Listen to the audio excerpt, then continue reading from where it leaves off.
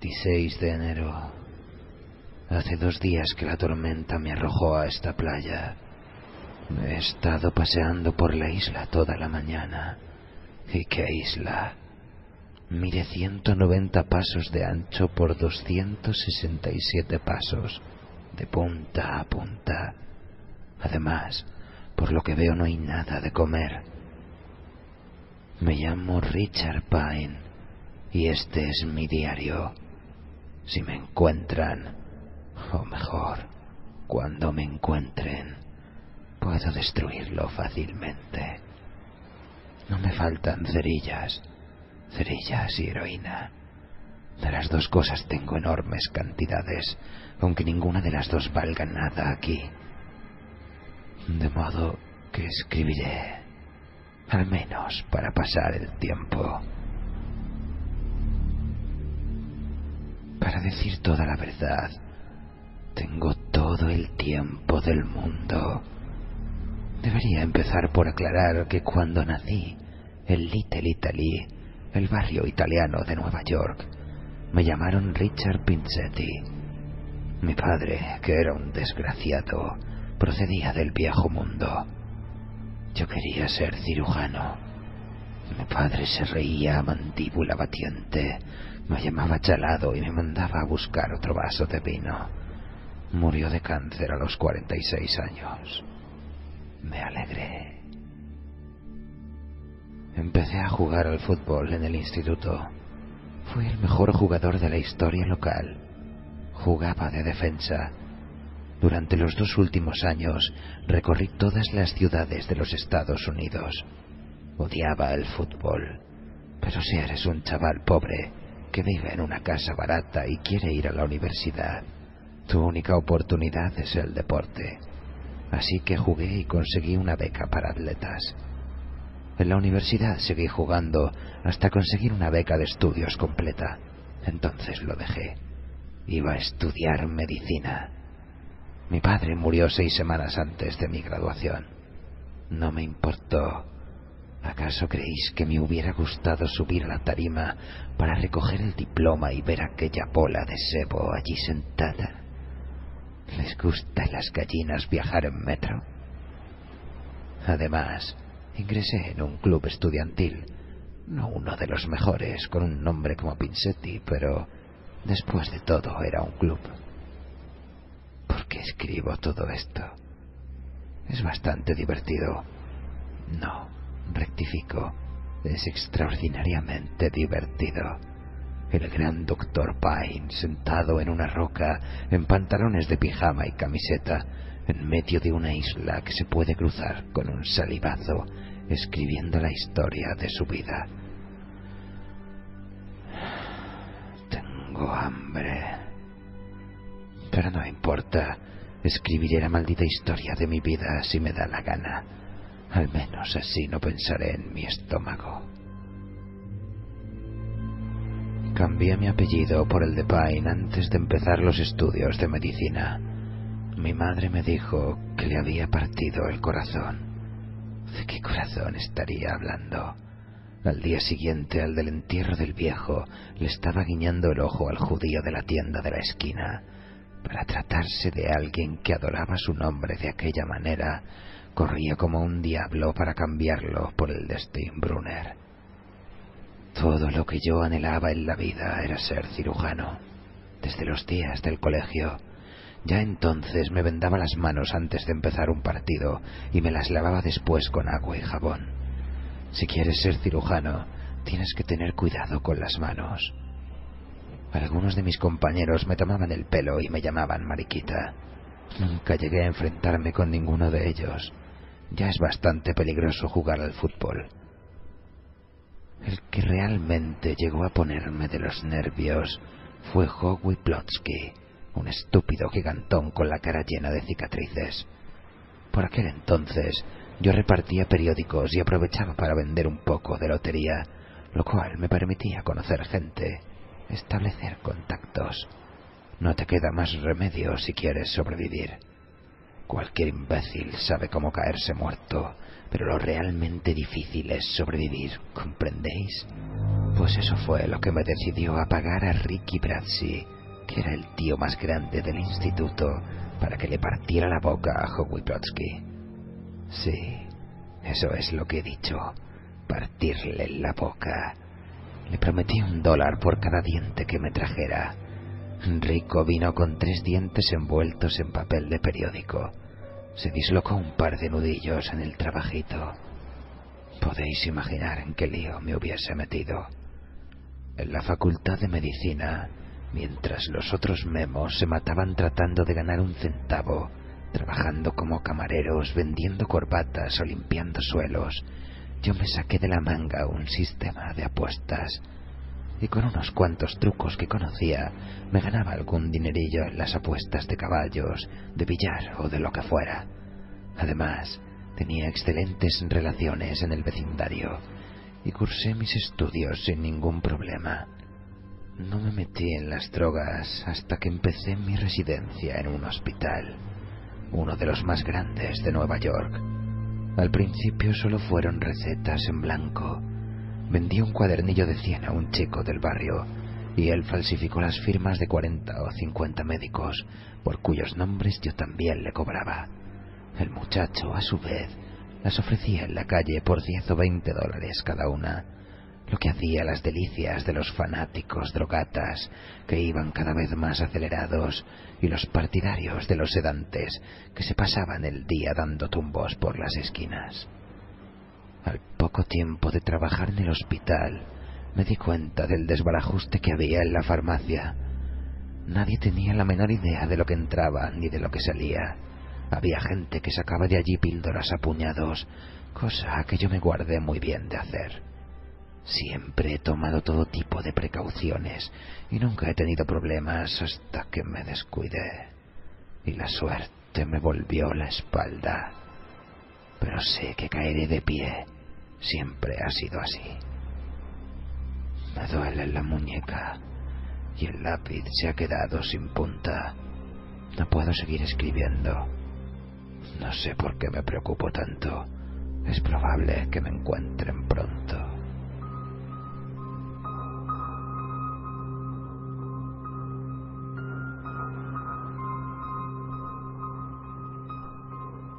...27 de enero... El bote salvavidas se hundió anoche en unos 3 metros de agua al norte de la isla. ¿Qué importa? De todos modos, después de arrastrarse por todo el arrecife, el fondo parecía un colador. Además, ya había rescatado todo lo que valía la pena salvar. A saber, 4 galones de agua, una cajita de costura para viajes, un botiquín y este libro en el que estoy escribiendo, que es, en realidad, un cuaderno de inspección del bote. Por cierto, ¿cómo es que a nadie se le ocurrió poner comida de reserva en el bote? El último informe que aparece en el cuaderno lleva fecha de 8 de agosto de 1970. Además, he conseguido salvar 2 cuchillos, uno mellado y el otro afilado, y un juego de cuchara y tenedor que voy a usar esta noche para la cena, asado de piedras. Bueno, al menos le he sacado punta al lápiz. Cuando salga de esta isla cubierta de excrementos de pájaro, les voy a sacar hasta el hígado a los de Paradise Lines. Solo por eso vale la pena seguir viviendo, y pienso seguir viviendo y salir de esta, no os quepa la menor duda. Voy a salir de esta. Por cierto, olvidé una cosa al hacer el inventario. 2 kilos de heroína pura. Algo así como $350.000 en las calles de Nueva York, aunque aquí no valga más que un puñado de cacahuetes.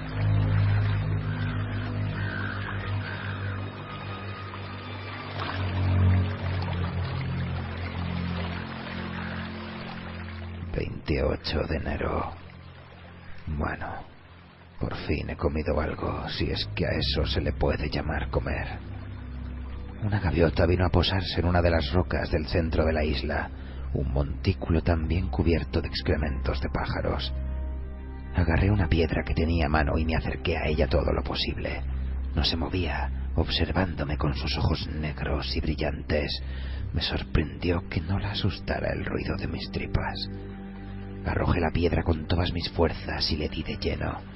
La gaviota lanzó un gran nido y trató de volar, pero le había roto el ala derecha. Trepé en su busca, pero se alejó a saltos. La sangre manchaba sus plumas. Me dio bastante trabajo. Metí el pie en un agujero entre dos rocas y estuve a punto de partirme el tobillo. Finalmente, cuando empezaba a cansarme, logré darle alcance al otro lado de la isla. La gaviota se había metido en el agua y se alejaba. La atrapé por la cola, pero se volvió y me dio un picotazo. Le agarré una de las patas y con la otra mano le retorcí el cuello. El sonido de las vértebras al romperse me llenó de satisfacción. La cena está servida, caballero. Me la traje al campamento, pero antes de desplumarla y cortarla a trozos, me limpié la herida con yodo. Los pájaros llevan toda clase de gérmenes y solo me faltaba una infección. La operación de la gaviota fue un éxito, pero no había manera de cocinarla. No hay vegetación en la isla, ni maderas a la deriva, y por si fuera poco, el bote se ha hundido. Así que me la comí cruda. El estómago quiso devolverla inmediatamente, aunque yo estaba de acuerdo con él, pero no se lo podía permitir. Así que empecé a contar hasta 100 al revés hasta que pasaron las náuseas. Es un sistema que funciona casi siempre. ¿Os dais cuenta del bicharraco que casi me rompe el tobillo y después me da un picotazo en la mano? Si cazo otra gaviota mañana, la torturaré. A esta la he dejado escapar sin castigo. Mientras escribo, veo su cabeza cortada en la arena. Sus ojos negros, aún velados por la muerte, parecen mirarme. ¿Tienen cerebro las gaviotas? Es comestible.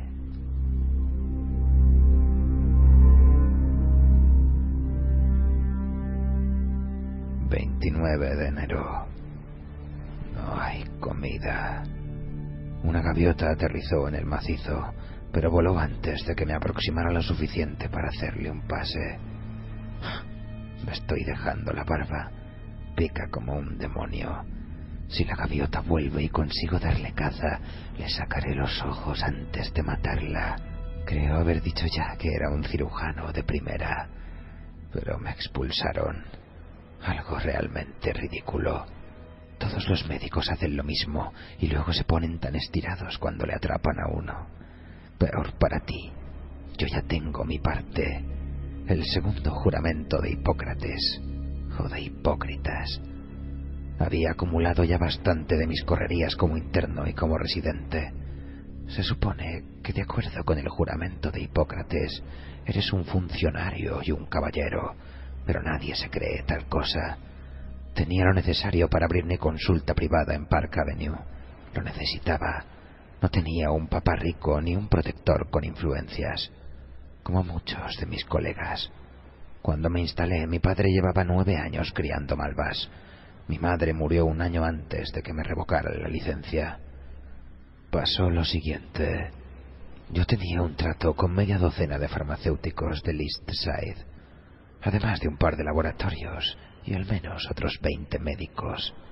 Los pacientes iban y venían de uno a otro. Yo operaba y después prescribía los medicamentos postoperatorios adecuados.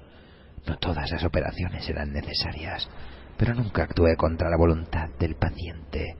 Y jamás sucedió que un paciente le echara un vistazo a la receta y me dijera que no quería aquello. Tenéis que saber algo. Hay gente a la que se le hizo una histerectomía en 1965 o una tiroides parcial en 1970 y que seguirían engullendo pastillas si el médico se lo permitiera.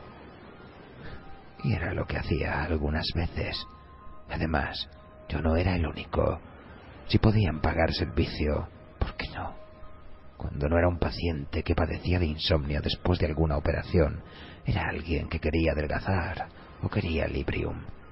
Todo tenía arreglo. Sí, De no haber sido yo, hubiera sido cualquier otro. Hasta que los de sanidad fueron a ver a Lowenthal. Ese gallina.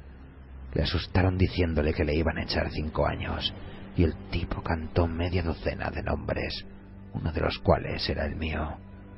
A mí me estuvieron observando durante bastante tiempo, y en realidad, cuando me echaron el guante, 5 años eran pocos para mí. Por ejemplo, no había dejado del todo lo de las recetas en blanco. Algo muy divertido, pero que no necesitaba en absoluto. Lo seguía haciendo por costumbre. Además, a nadie le amarga un dulce. El caso es que yo conocía a mucha gente.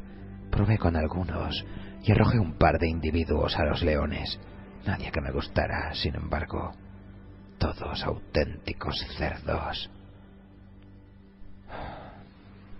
Tengo hambre.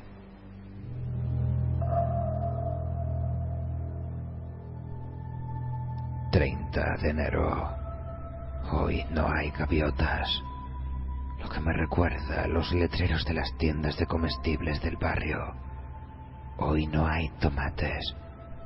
Me metí en el agua hasta la cintura, con un cuchillo afilado en la mano. Permanecí inmóvil durante casi 4 horas, mientras el sol caía de pleno sobre mis espaldas. Creía desmayarme un par de veces, pero conté hasta 100 al revés, y desapareció la sensación. No vi un solo pez. Ni uno. 31 de enero. Hoy he matado otra gaviota, tal como lo hice con la primera, pero tenía tanta hambre que no me paré a torturarla como me había prometido a mí mismo. Así que la abrí y me la comí. Vacié las tripas y me las comí también. Es extraño ver cómo se recobra la vitalidad. Empezaba a preocuparme. Tendido a la sombra del montículo central, creí oír voces. La voz de mi padre, la de mi madre, la de mi esposa, de la que me divorcié. Y lo peor de todo, la voz del chino que me vendió la heroína en Saigón. Ceceaba, probablemente a causa de un paladar hendido. Vamos, me decía la voz desde lo alto. Vamos, esnifa un poco, te olvidarás del hambre. Es tan buena. Pero yo nunca había tomado drogas, ni siquiera para dormir. Lowenthal se suicidó, el muy gallina. ¿No os lo había dicho? Se colgó en el que había sido su consultorio. Desde mi punto de vista, le hizo un favor al mundo. Yo quería recuperar mi título. Algunos de los tipos con los que hablé me dijeron que no era imposible, pero costaba mucho dinero, más del que podía imaginar. Yo tenía $40,000 en una caja de seguridad y decidí arriesgarme para doblar o triplicar la cantidad. Me fui a ver a Ronnie Hanelli, compañero mío de equipo en los años de la universidad, a cuyo hermano menor había conseguido una residencia en un hospital cuando resolvió estudiar medicina. Ronnie estudiaba Derecho, ¿verdad que es gracioso? En el barrio se le conocía por el apodo de Ronnie el árbitro, porque se metía en todos los juegos y sin que nadie se lo pidiera, empezaba a pitar faltas a todo el mundo. Si no te gustaba, tenías 2 opciones: callarte la boca o tragarte unos cuantos dientes. Los puertorriqueños le llamaban Ronnie Boop o algo así. A él le hacía gracia Ronnie. Como os decía, Ronnie estudió Derecho. Pasó los exámenes sin problemas y abrió un bufete en su propio barrio, justo encima del bar La Pecera. Aún le veo pasar por allí cuando cierro los ojos, con su gran Continental blanco. Era el usurero más grande de toda Nueva York, un tiburón. Sabía que Ronnie tendría algo para mí. Es peligroso, dijo, pero tú sabes cuidarte, y si traes la mercancía, te presentaré a un par de individuos. Uno de ellos es funcionario del Estado. Me dio 2 nombres, el de Henry Litsu, el chino, y el de Solom Mengó, un químico vietnamita. El vietnamita probaba la heroína del chino a cambio de dinero. El chino era conocido por sus bromas. Por ejemplo, llenaba las bolsitas de plástico con talco o detergente o almidón. Ronnie decía que un día una de aquellas bromas le iba a costar la vida.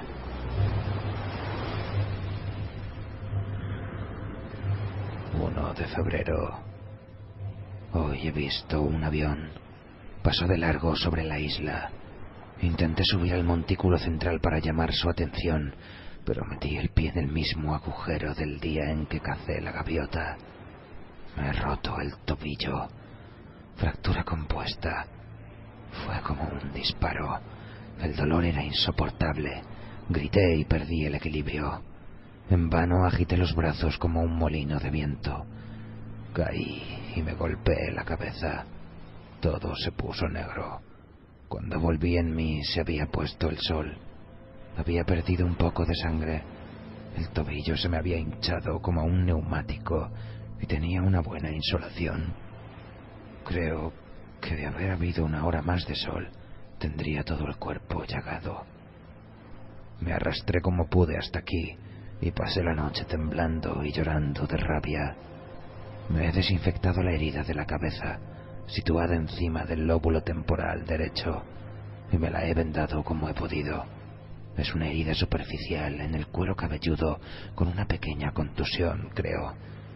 Pero el tobillo es una mala fractura en 2 puntos, quizá 3. ¿Cómo voy a cazar las gaviotas ahora? El avión debía de estar en busca de supervivientes del Calas. En medio de la oscuridad y la tormenta, el bote salvavidas ha de haber recorrido kilómetros. No creo que vuelva por aquí. Dios, cómo me duele el tobillo. 2 de febrero. He puesto una señal en la playa de Guijarros del lado sur de la isla, donde se hundió el bote.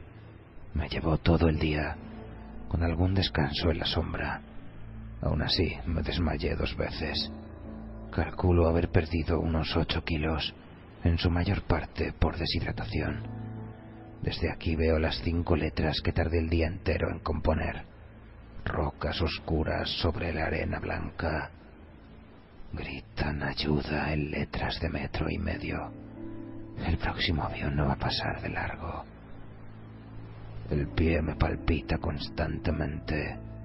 Todavía está hinchado y se ha puesto sospechosamente blanco alrededor de la fractura. Cada vez más blanco.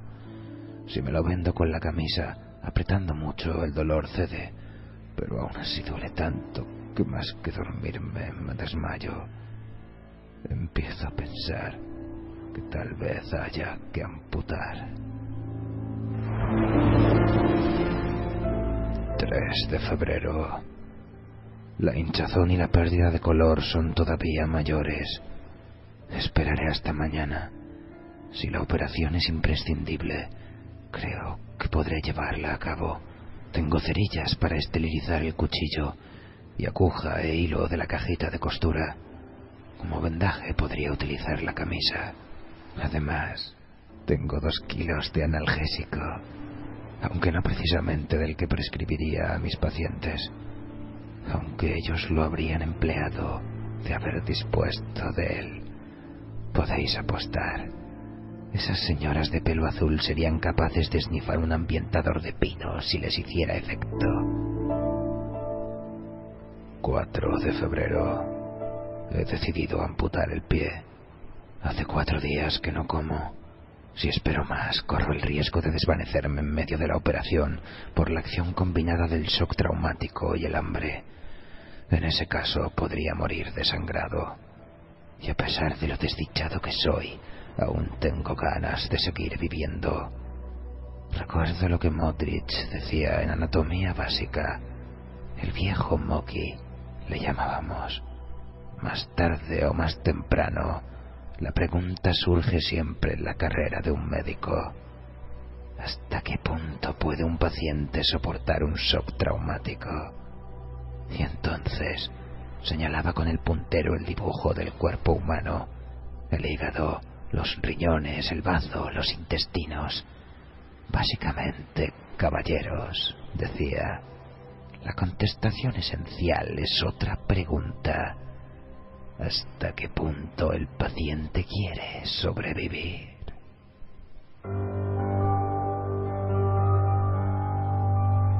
Creo poder hacerlo, de verdad.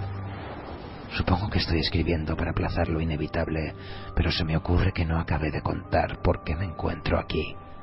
Tal vez deba hacerlo por si la operación no sale bien. Tardaré solo unos minutos y estoy seguro de que todavía habrá claridad para la operación, ya que según mi reloj son las 9 de la mañana. En realidad, fui a Saigón como turista, no sé por qué. Hay miles de personas que van allí cada año a pesar de la guerra de Nixon. También hay gente a la que le gusta presenciar accidentes o peleas de gallos. Mi amigo chino tenía la mercancía. Se la llevé a Engo, quien me ratificó que era de primera clase. Me contó también que Litsu había gastado una de sus bromas hacía 4 meses y que su mujer había saltado hecha pedazos por los aires al poner la llave de encendido en su automóvil. Desde entonces no había vuelto a hacer bromas. Me quedé en Saigón 3 semanas. Había reservado pasaje de regreso a San Francisco en un crucero, el Calas, primera clase. Subir a bordo con la mercancía no presentó problema alguno. Engo arregló el asunto, sobornando a 2 oficiales de aduana que se limitaron a saludarme y hacer pasar las maletas. La heroína iba en una bolsa de viaje que ni siquiera vieron. Pasar la aduana en los Estados Unidos era mucho más difícil, me dijo Engo, pero ese es problema únicamente suyo. No tenía la menor intención de pasar aquello por la aduana. Ronnie había contratado a un buzo que haría el trabajo por $3,000. Tenía que encontrarme con él, ahora que lo pienso, hace 2 días, en una especie de corral llamado Regis Hotel en San Francisco. El plan consistía en poner la mercancía en una lata a prueba de agua, sujetos a la tapa un reloj y un sobre de tinte rojo. Antes de atracar, había que tirar la lata al agua, cosa que no iba a hacer yo mismo, naturalmente. Estaba todavía buscando un cocinero o un camarero al que no le viniera mal un dinero extra y que fuera lo bastante listo o lo bastante idiota como para mantener la boca cerrada cuando el Calas se hundió. No tengo ni la menor idea de cómo sucedió ni de por qué. Se nos había echado encima un buen vendaval, pero el crucero parecía capaz de capearlo. No obstante, el día 23, alrededor de las 8 de la noche, hubo una fuerte explosión bajo cubierta. Yo estaba en el salón en aquel momento, y el Calas se escoró casi inmediatamente. La gente empezó a gritar y a correr en todas direcciones. Las botellas cayeron de las estanterías del bar y se estrellaron contra el suelo. Un hombre salió de una de las escaleras con la camisa quemada y la piel asada. Los altavoces empezaron a decir a la gente que se dirigiera a los botes salvavidas que se les habían asignado al principio del viaje durante un simulacro. Los pasajeros echaron a correr sin rumbo. Muy pocos se habían molestado en comparecer durante el simulacro. Yo no solo estuve allí, sino que fui más temprano para estar en primera fila y ver bien todo. ¿Comprendéis? Siempre pongo mucha atención en lo que se refiere a mi pellejo. Bajé a mi camarote, saqué las bolsitas de heroína y me puse una en cada bolsillo. Después me dirigí al bote salvavidas 8. Mientras yo subía las escaleras, hubo otras 2 explosiones y el barco se inclinó aún más peligrosamente, si cabe. En cubierta todo era confusión. Vi una mujer que corría por la cubierta resbaladiza, gritando y con un niño en brazos. Según se inclinaba el buque, ella ganaba velocidad.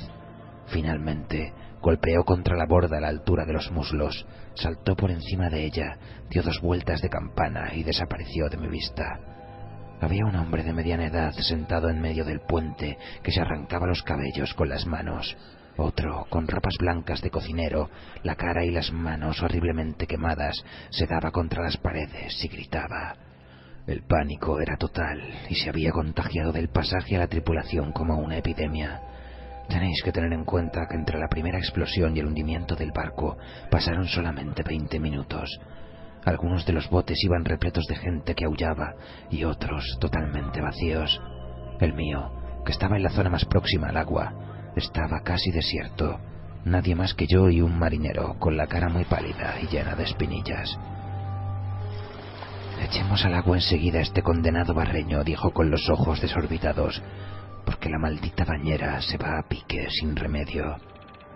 Maniobrar un bote no es nada difícil, pero con los nervios el marinero se hizo un lío con las maromas de su lado. El bote bajó unos 2 metros y quedó colgado, yo más cerca del agua que él. Fui hacia su lado para ayudarle cuando empezó a gritar. Había logrado deshacer el nudo, pero al mismo tiempo se había pillado la mano. La soga se deslizó sobre la palma, dejándosela en carne viva. Finalmente salió despedido de la embarcación. Acabé de deshacer el hilo y libré el bote, que bajó al agua. Empecé a remar como un condenado. Remar era algo que siempre había hecho por placer en las casas de veraneo de mis amigos, pero ahora, por primera vez, lo hacía para salvar mi vida. Si no me alejaba del Caas antes de que se hundiera, me arrastraría con él. 5 minutos más tarde se hundió. No escapé del todo a la succión. Tuve que remar desesperadamente solo para permanecer en el mismo lugar. Se hundió muy deprisa. Todavía había gente aferrada a la borda, gritando. Parecían una banda de monos desesperados. La borrasca empeoró. Perdí un remo. Pasé la noche en una especie de pesadilla, achicando agua del bote primero y maniobrando con el único remo que me quedaba después para mantener la proa contra el oleaje. Antes del amanecer del 24, las olas empezaron a empujarme por la popa. El bote adquirió una cierta velocidad, lo cual es aterrador, pero al mismo tiempo constituye un alivio. De pronto los tablones fueron arrancados de debajo de mis pies, pero el bote no se hundió.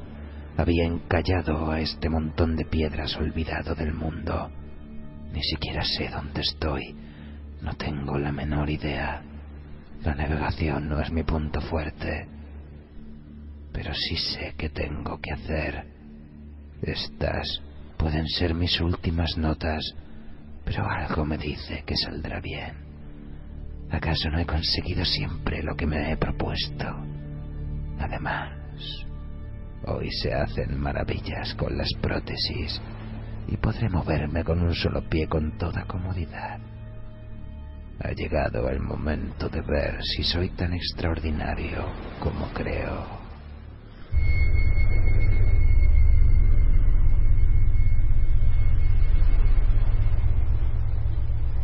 5 de febrero. Lo hice. El dolor era lo que menos me preocupaba, porque puedo soportarlo, pero temía que la debilidad, el hambre y el dolor combinados me hicieran perder el conocimiento antes de acabar. Pero la heroína resolvió el problema maravillosamente. Abrí una de las bolsitas y aspiré 2 generosas dosis sobre una roca plana. Primero la ventanilla derecha, luego la izquierda. Era una especie de hielo deslumbradoramente anestésico que invadía mi cerebro íntegro. Aspiré la heroína al dejar de escribir, ayer a las 9:45. Cuando volví a mirar la hora, las sombras se habían movido, dejándome parte del cuerpo al sol, y eran las 12:41. Me había adormilado. Nunca había imaginado que fuese tan fantástico. No comprendo por qué le tenía tanta manía. El dolor, el miedo y la infelicidad. Todo desaparece dejando solo una calma eufórica. Operé en aquellas condiciones. Como era de esperar, sentí un dolor agudísimo, especialmente en la primera parte de la operación. Pero el dolor parecía desconectado de mí, como si fuera de otro. Me molestaba, pero me resultaba extraordinariamente interesante. ¿Podéis entender lo que digo? Si alguna vez habéis empleado un calmante con una fuerte base de morfina, sabréis a qué me refiero. Hace algo más que mitigar el dolor. Induce un estado mental, una cierta serenidad. Entiendo por qué la gente se queda colgada. Aunque esa sea una palabra horrorosamente fuerte, y que usa en general la gente que nunca lo ha probado. A media operación, el dolor empezó a ser algo más personal. Oleadas de desfallecimiento me acometían. Miré con ansia la bolsita de heroína, pero me obligué a apartar la vista. Si volvía a adormilarme, moriría desangrado con la misma seguridad que si me desmayara. Conté hasta 100 al revés. La pérdida de sangre era el factor más crítico. Como cirujano, era vitalmente consciente de ello. No debía perder una gota más que lo imprescindible. Si un paciente sufre una hemorragia durante una operación, se le puede suministrar sangre en un hospital, pero yo carecía de esos medios. Todo lo que se había perdido estaba ya perdido, hasta que mi propia fábrica de sangre lo repusiera. No tenía hemostáticos, ni hilo de sutura, ni grapas. Empecé la operación exactamente a las 12:45. Acabé a la 1:50 e inmediatamente me atonté con heroína, una dosis mayor que la anterior. Me dormí en un mundo gris, indoloro, y permanecí así hasta alrededor de las 5. Cuando me espabilé, el sol estaba cerca del horizonte occidental, trazando un camino de oro sobre el azul del Pacífico que llegaba hasta mí. Nunca he visto algo tan increíble, tanto que me compensó el dolor en un segundo. Una hora más tarde aspiré un poquito más para seguir disfrutando de la puesta del sol. Poco después de hacerse de noche, yo... Esperad un segundo. Os he dicho que no he comido absolutamente nada durante 4 días. Lo único que tenía a mi alcance para recuperar mis energías era mi propio cuerpo. Después de todo, ¿no se ha dicho una y otra vez que la supervivencia es una cuestión mental, de una mente superior? No voy a justificarme diciendo que cualquiera hubiera hecho lo mismo. En primer lugar, hay que ser cirujano, y aun conociendo la técnica de la amputación, es posible hacer una carnicería y desangrarse de todos modos.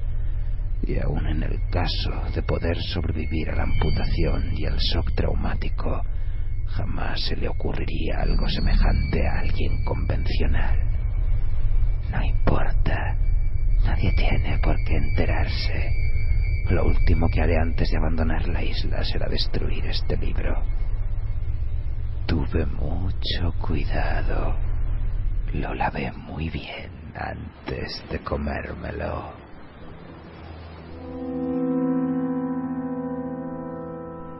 «7 de febrero. El dolor del muñón es intensísimo. En ocasiones realmente insoportable, pero creo que el escozor profundo del proceso de cicatrización es todavía mucho peor.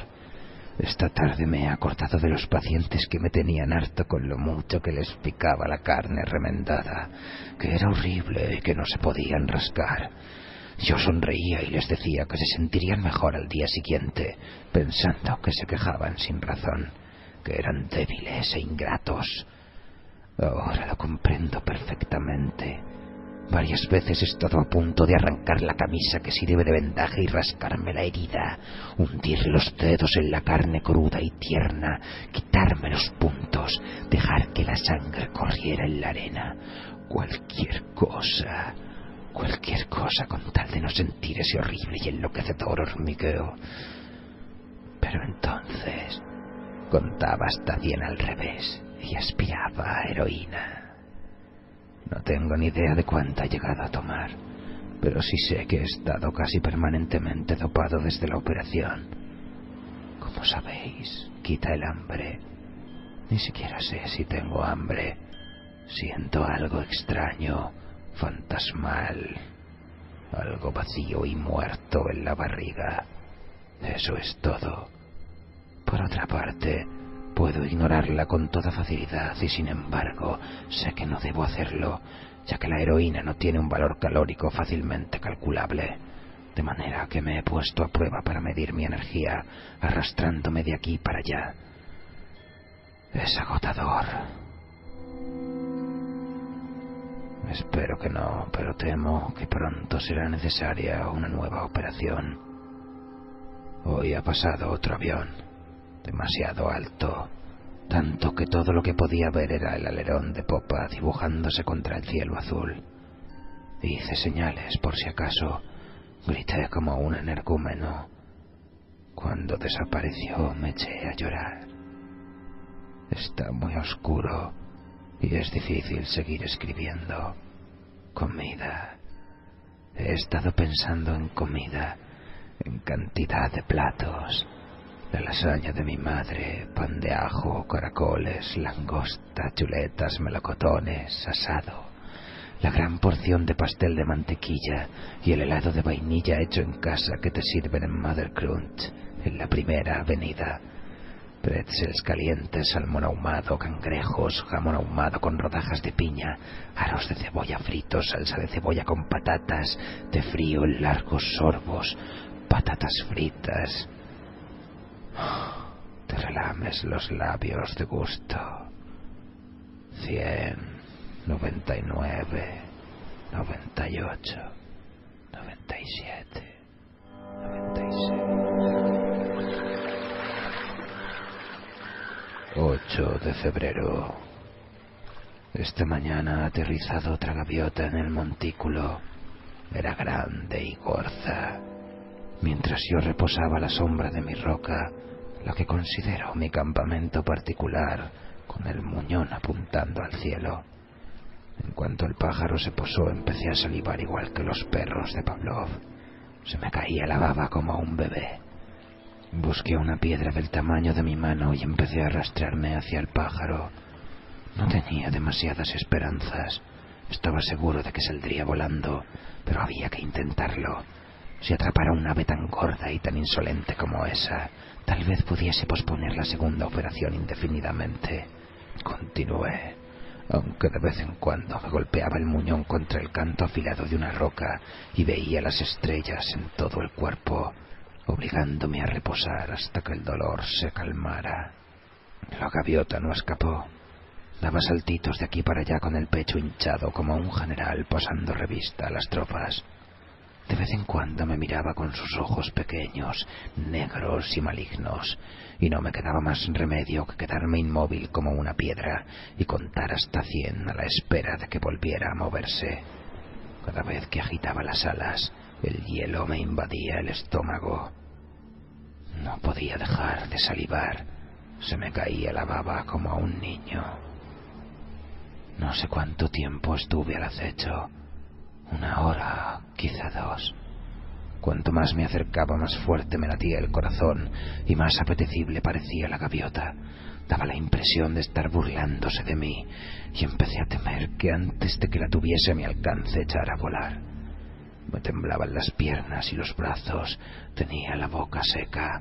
El muñón, por su parte, me daba unas punzadas asesinas. Ahora pienso que debo haber sentido también dolores de abstinencia. Tan pronto. No he tomado heroína más que 1 semana, pero no importa, la necesito, y hay mucha, muchísima.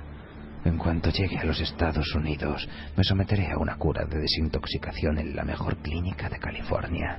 Pero ahora no importa demasiado, ¿verdad? Cuando tuve la gaviota a mi alcance, no quise arrojar la piedra. Estaba irracionalmente seguro de que erraría, probablemente por unos pocos centímetros.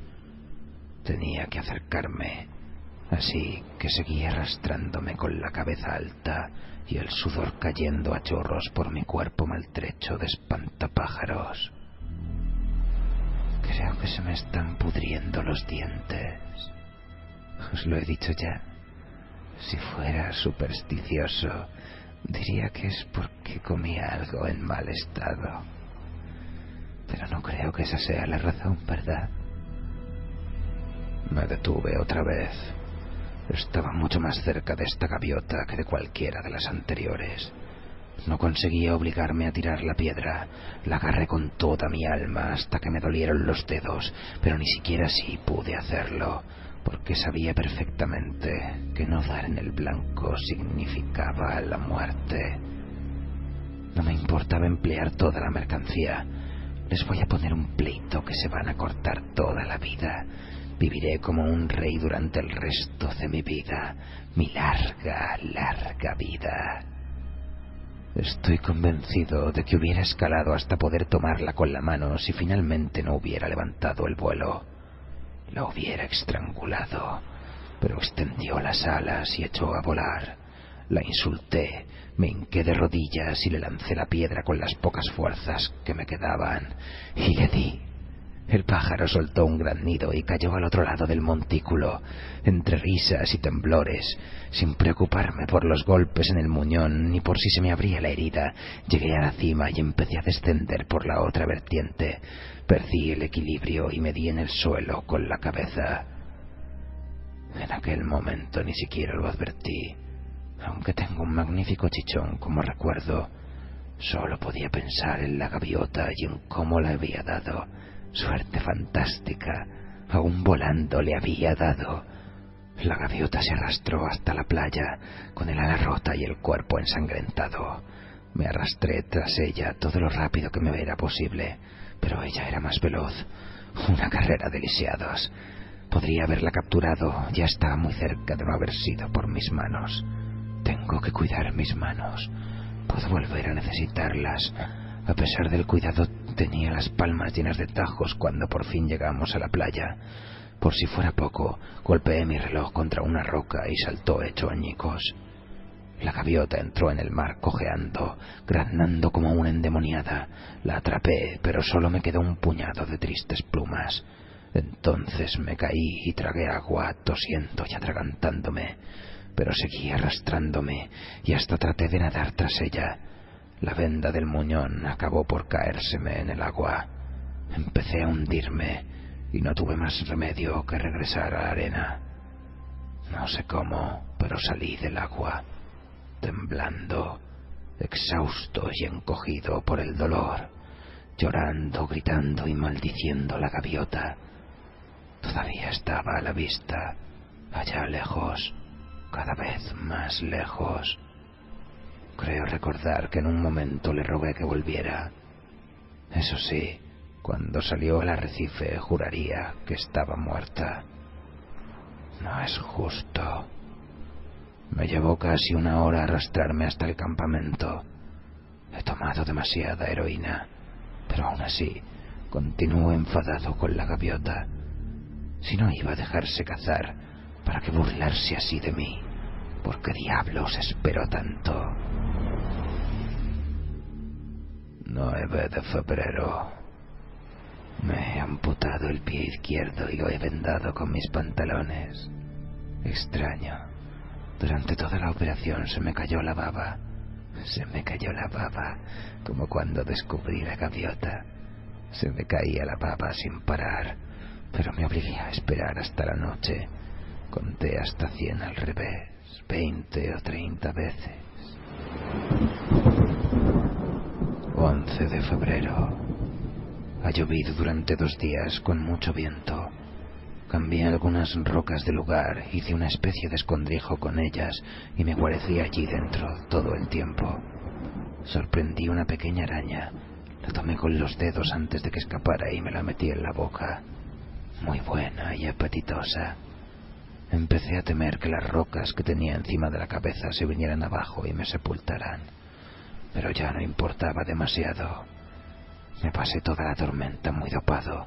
Tal vez haya llovido 3 días y no 2, o solo 1, aunque creo recordar que oscureció en 2 ocasiones. Pero me encanta dormir. No siento ni el dolor ni el picor. Sé que voy a sobrevivir. No puede ser que tenga uno que pasar por todo esto para nada. Había un cura en la Sagrada Familia cuando yo era niño. Un enano que adoraba hablar del infierno y del pecado mortal. Les tenía verdadero cariño. No hay retorno del pecado mortal, ese era su punto de vista. Me pasé la noche soñando con él, el padre Hailey, con su sotana y su nariz de whisky, sacudiéndose el dedo y diciendo: «¡Qué vergüenza, Richard Pinsetti! Un pecado mortal, condenado al infierno, sí, condenado al infierno». Me reí de él. Pero si esto no es el infierno, ¿dónde estoy? El único pecado mortal es darse por vencido. La mitad del tiempo la paso delirando. El resto me pican los muñones. La humedad hace que me duelan todavía más. Pero no pienso ceder. No me voy a dar por vencido. No pasaré por todo esto para nada. 12 de febrero. Me arrastré hasta el sur de la isla y encontré varios trozos de madera arrojados por la tormenta, además de varios tablones de mi propio bote. Había kelpo y algas en uno de los tablones y me lo comí todo. Me dieron ganas de vomitar. Es como comerse la cortina de plástico del baño. Pero me siento mucho más fuerte esta tarde. Llevé la madera a la arena para que se secara. Todavía me queda una caja completa de cerillas a prueba de humedad y podré hacer una fantástica señal de humo si pasa alguien pronto. Si no, me servirá para cocinar. Voy a meterme más heroína. 13 de febrero. Hoy he encontrado un cangrejo. Lo maté y lo cocí en una pequeña hoguera. Esta noche casi vuelvo a creer en Dios. 14 de febrero. Acabo de darme cuenta de que la tormenta se llevó casi todas las piedras de mi señal de ayuda. Pero no ha terminado aún. Hace ya más de 3 días. He estado drogado todo este tiempo. Tengo que tener más cuidado y bajar la dosis. ¿Qué ocurriría si pasara un barco y yo estuviera durmiendo? Reconstruí la señal, pero me llevó casi todo el día y estoy exhausto. Busqué un cangrejo donde encontré el otro, pero nada. Me corté las manos con varias de las piedras de la señal, pero me desinfecté con yodo a pesar de mi debilidad. Debo cuidar mis manos por encima de todo. 17 de febrero. Me he cortado la pierna derecha a la altura de la rodilla, pero he perdido mucha sangre.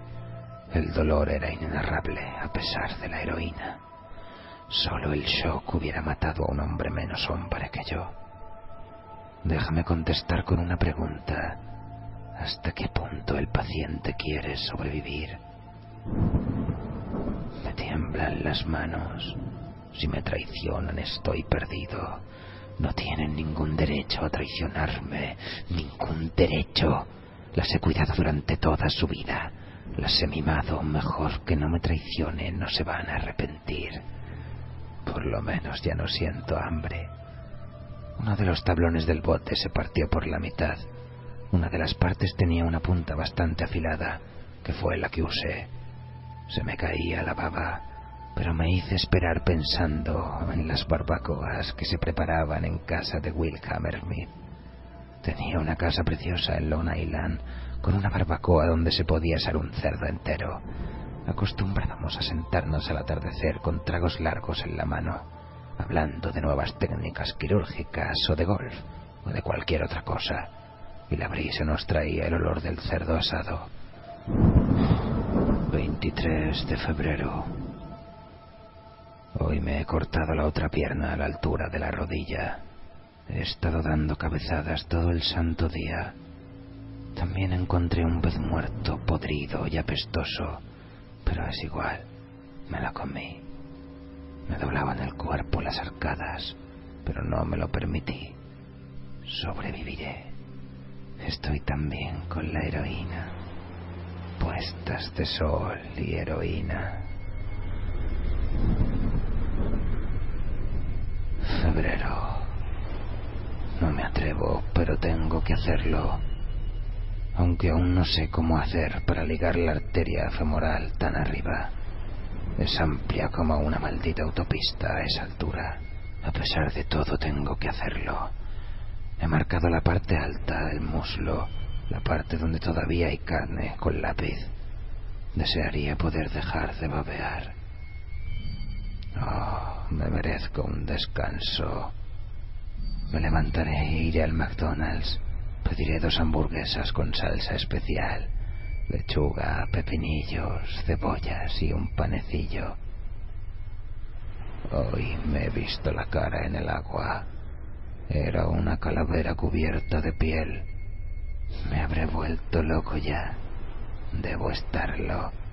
Ahora soy un monstruo, un engendro. No me queda nada bajo las ingles. Soy un verdadero monstruo, una cabeza atada a un torso que se arrastra por los codos en la arena.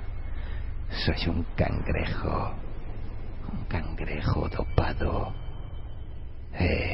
Soy un pobre cangrejo dopado, dame una moneda.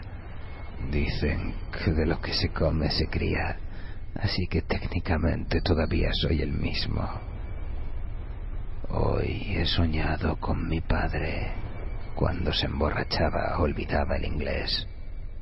No es que tuviera nada interesante que decir de todos modos. Condenado cerdo. Me alegré tanto de irme de tu casa. Chapucero. No vales nada. Yo sabía que lo lograría. Me alejé de ti, ¿verdad? Me fui andando sobre las manos. Pero ya no puedo cortar nada más con ellas. Ayer me corté las orejas. La mano izquierda lava la derecha. No dejes que tu mano izquierda sepa lo que hace la derecha. ¿Qué importa una mano u otra? Buena comida, buena carne, buen Dios. Sentémonos y comamos. Después de todo, pies de cerdo saben igual que manos de cerdo.